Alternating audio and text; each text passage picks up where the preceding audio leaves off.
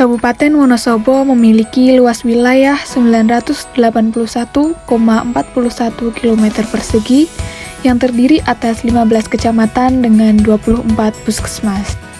Dinas Kesehatan Kabupaten Wonosobo menjadi pusat koordinasi dalam peningkatan derajat kesehatan masyarakat. Sejak tahun 2021, Desa Purwojiwo, Kecamatan Kalikajar, ditetapkan sebagai desa binaan dari Dinas Kesehatan Kabupaten Wonosobo. SMP Negeri 4 Kalikajar merupakan satu-satunya sekolah menengah pertama di Desa Purwojiwo yang kami pilih menjadi lokus sekolah kegiatan PKL SKM penggerak. Untuk mewujudkan Wonosobo sehat, maka upaya kesehatan harus dimaksimalkan baik promotif, preventif, kuratif, maupun rehabilitatif, sehingga dapat meningkatkan derajat kesehatan masyarakatnya.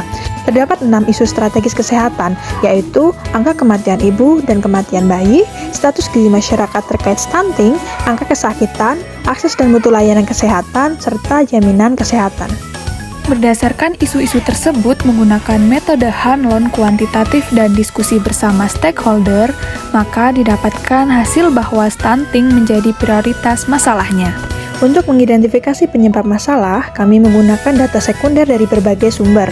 Kemudian disusunlah fishbone, sehingga didapatkan bahwa penyebab stunting di Kabupaten Wonosobo diantaranya karena pernikahan dini tinggi, pendidikan rendah, pola asuh dan pola makan kurang baik, sanitasi layak rendah, dan kurangnya antropometri. Setelah ditentukan penyebab masalah stunting, maka kami melakukan identifikasi pemecahan masalah menggunakan metaplan. Kemudian dilakukan diskusi bersama stakeholder untuk menentukan prioritas pemecahan masalahnya. Berdasarkan hasil diskusi, kami mulai menyusun rencana kegiatan di 3 lokus menggunakan matriks Plan of Action. Pelaksanaan intervensi di lokus sekolah terdiri dari 3 kegiatan utama. Yang pertama adalah pembentukan kader remaja tangguh dukung ghosting, dilanjutkan dengan sosialisasi pencegahan anemia dan pernikahan dini yang melibatkan seluruh siswa SMP Negeri 4 Kalikajar. Selain kegiatan tersebut, kami juga melakukan senam bersama dan kegiatan PMR.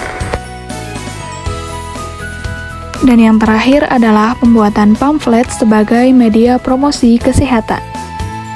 Pelaksanaan intervensi di lokus desa juga terdiri dari 3 kegiatan, yaitu sosialisasi kreasi menu sehat, penyuluhan 10 PHBS rumah tangga, dan pembuatan buku menu PMT lokal. Di samping itu, kita juga mengikuti kegiatan lain seperti posyandu balita, posbindu lansia, dan kelas ibu hamil.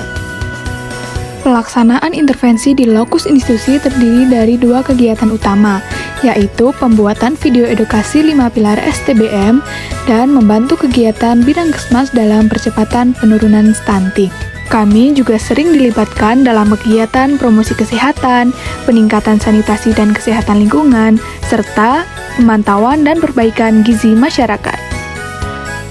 Monitoring dan evaluasi kegiatan perlu dilakukan agar program berjalan sesuai rencana. Monitoring dilaksanakan dengan melakukan pengawasan dalam penyiapan media, pembuatan timeline, dan kesesuaian kegiatan. Adapun evaluasi dilaksanakan setelah program selesai dengan melihat komponen input, proses, dan output. Yang terakhir adalah advokasi, di mana advokasi disampaikan langsung ke pimpinan stakeholder berdasarkan hasil analisis situasi dan kondisi di ketiga lokus. Kami menyiapkan media advokasi berupa policy brief sehingga mampu memberikan alternatif kebijakan dari masalah yang ditemukan. Assalamualaikum warahmatullahi wabarakatuh. Saya Win Kurnianto, Kabid Kesmas Dinas Kesehatan Kabupaten Wonosobo, ingin menyampaikan sedikit testimoni terkait dengan praktek kerja lapangan mahasiswa dari Universitas Negeri Semarang. Ada simbiosis mutualisme, sama-sama dapat, di mana mahasiswa bisa memperoleh pengetahuan, memperoleh kesempatan untuk terlibat secara langsung dalam proses perencanaan, pelaksanaan maupun evaluasi kerja-kerja yang ada di Dinas Kesehatan.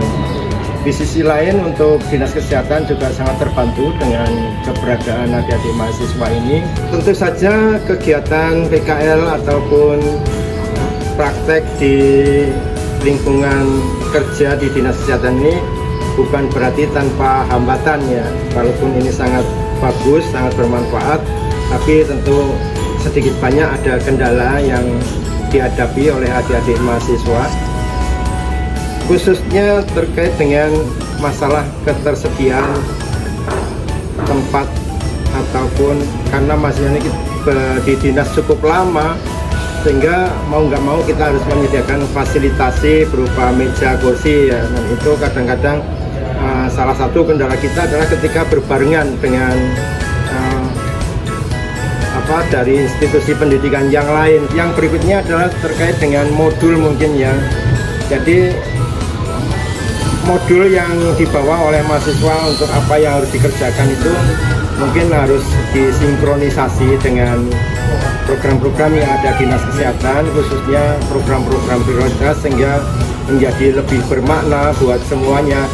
Karena kita tahu bahwa kesehatan itu punya program-program prioritas yang kalau sekarang yang menjadi program prioritas ya seperti stunting, penurunan AKI, AKB, juga untuk peningkatan sanitasi dasar yang itu semuanya menjadi media pembelajaran buat adik-adik mahasiswa. Harapan kita di masa yang akan datang, kami hanya bisa menyarankan kalau memungkinkan memang kegiatan ini bisa berlangsung tidak hanya sekali dua kali ya, tapi berkesinambungan, sehingga program kita juga bisa menyesuaikan, di mana nanti pada waktu-waktu tertentu itu ada keberlangsungan antara yang diprogramkan oleh dinas dengan yang diprogramkan oleh pihak kampus. Terkait dengan waktu, saya kira itu sudah sangat bagus ya, antara 3 sampai 4 bulan, karena ada beberapa perguruan tinggi yang mengirim mahasiswanya hanya dalam waktu yang singkat, paling lama 1 bulan belum dapat apa-apa sudah ditarik. Nah, ini cukup bagus dengan periode waktu yang cukup lama sehingga bisa mendapat banyak hal di sini. Kami merasakan dengan adanya mahasiswa PKN ke sekolah ini ternyata bisa menunjang proses yang ada di sekolah. Utamanya adalah dalam yang pertama itu bisa melakukan sosialisasi terkait dengan lingkungan, terkait dengan kesehatan diri dan masyarakat pada umumnya. Itu memang kami merasakan manfaat itu. Kemudian yang kedua, di sini mahasiswa PKL itu kita libatkan dalam kegiatan ekstra, tepatnya adalah ekstra PMR, untuk membekali siswa mengenal apa itu tentang PMR dan seluk-beluknya terkait dengan PMR itu. Ini memang sangat bermanfaat sekali.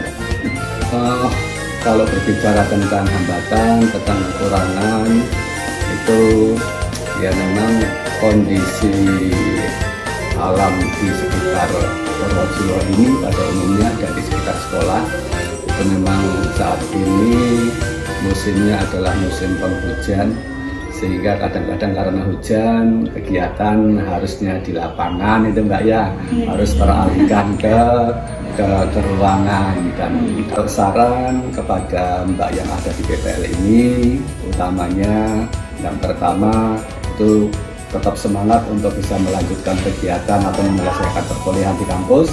Kemudian untuk kerjasama dengan kampus sendiri, karena memang untuk mahasiswa UNES itu di sekolah ini sering kedatangan dari mahasiswa itu gitu ya.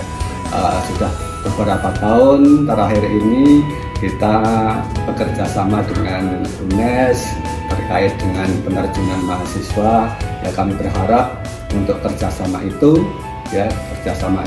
bisa dilanjutkan untuk tahun-tahun yang akan datang. Ya, tidak hanya berhenti sampai di sini, karena sekali lagi dari kegiatan ini kami memang merasakan manfaatnya.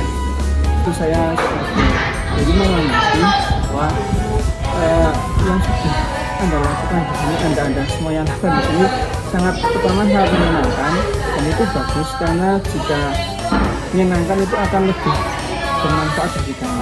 Yang kedua, sangat bermanfaat terutama bagi siswa sini karena banyak mendapat hal yang baru, dan apa-apa yang mereka belum pernah pikirkan Anda bisa berikan, bisa sampaikan, bisa paparkan, dan kadang mengamati interaksinya itu bagus. Kami sebagai kader Gawasting berterima kasih sekali kepada Kak Aida dan Kak Cahya sudah membimbing kami dan mengajarkan kami bagaimana pentingnya untuk menjaga kesehatan dan mencegah anemia, mencegah pernikahan dini dan dampak negatif dari pernikahan dini.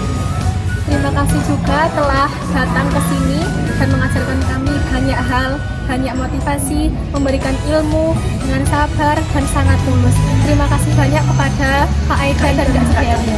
Itu sangat membantu kami karena di desa kami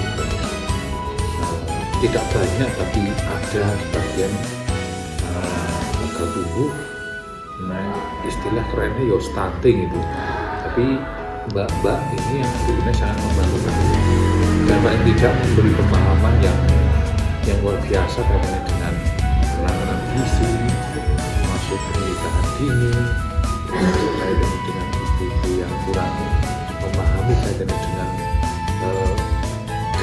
ya ini terima kasih sekali dan ini menjadi apa ya, motivasi kami masyarakat kami supaya semakin ya nantinya masyarakat bisa menyadari bahwa kesehatan itu penting dan kesehatan itu memang harus dikedepankan karena bagaimanapun nek orang sehat yo reso bermanfaat itu loh.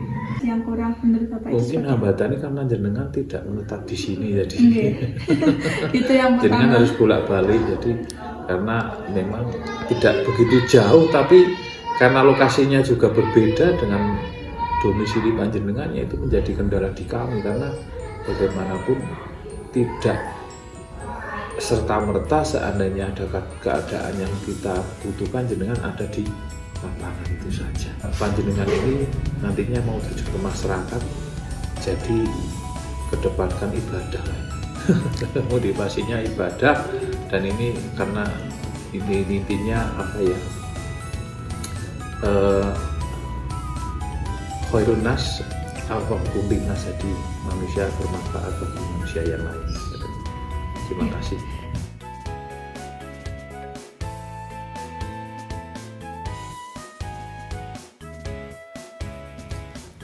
Kami sebagai mahasiswa PKL SKM Penggerak tahun 2022 merasa bahwa kegiatan ini sangat bermanfaat bagi kami. Kami jadi punya pengalaman di dunia kerja, kemudian kami bisa berinteraksi langsung ke masyarakat, ke siswa-siswi. Kemudian selain itu, dengan adanya program ini, kami juga memberikan peran yang aktif, terutama dalam mempercepat penurunan kejadian stunting, terutama di Kabupaten Wonosobo. Kemudian terkait kendala yang kami rasakan, yang pertama adalah terkait jarak antar lokus, di mana lokus institusi dan lokus sekolah serta desa itu memiliki jarak yang cukup jauh. Di samping itu juga trek jalan yang awal-awal kami melakukan PKL ini masih terbilang sulit, apalagi ketika musim hujan, ditambah lagi jalannya menjadi licin. Selain itu, ada kendala lain yaitu komunikasi.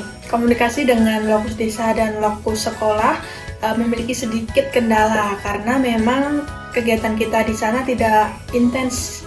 Jadi kita melakukan kegiatan secara mobile. Nah, komunikasinya kebanyakan lewat telepon sehingga ada beberapa informasi dan kegiatan yang tertinggal. Kemudian terkait saran. Kami memiliki beberapa saran. Yang pertama mengenai jarak.